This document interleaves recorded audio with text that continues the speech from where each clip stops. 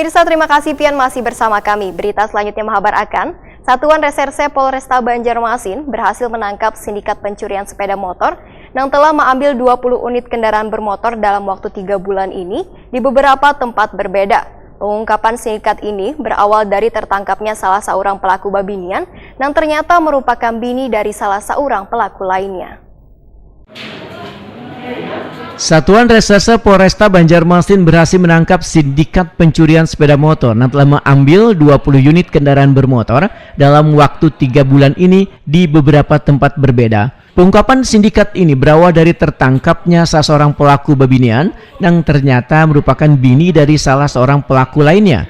Berawal, petugas kepolisian mengamankan Pitria, warga Kelayan Selatan Banjarmasin, usai beraksi bersama lakinya Nang Bangaran Gunawan alias Bongkeng di kawasan Kelayan Besar pada 13 Juli lalu.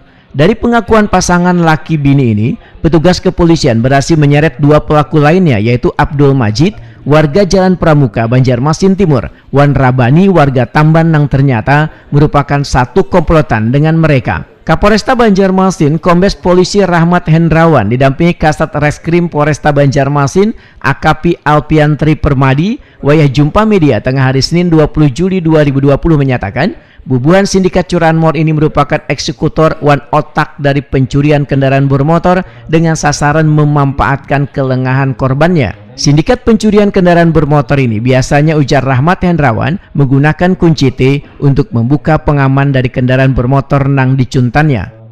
Jadi hasil interogasi terhadap para pelaku tidak pidana curanmor itu sama Abdul Majid dan Rabani alias Roni. Kemudian telah melakukan pencurian dengan pemberatan atau curanmor dari bulan Agustus 2019 sampai dengan 8 Juli 2020 sebanyak 17 kali. Nah, 17 kali ini hasil pengakuan, kita tidak tahu, mungkin di sana juga teman-temannya ada sisa yang lain. Yang kedua adalah Abdul Majid dan Gunawan alias Bongkeng. Ini 8 kali, sebanyak 8 kali dari bulan Agustus sampai dengan bulan Juli 2020, Agustus 2019 sampai Juli 2020. Jadi sistemnya mereka curi dengan kunci T, ya, kemudian terkumpul 3, 4 motor. Mereka jual ada yang Tapeng, ada yang ke Amuntai dan daerah Perusungan.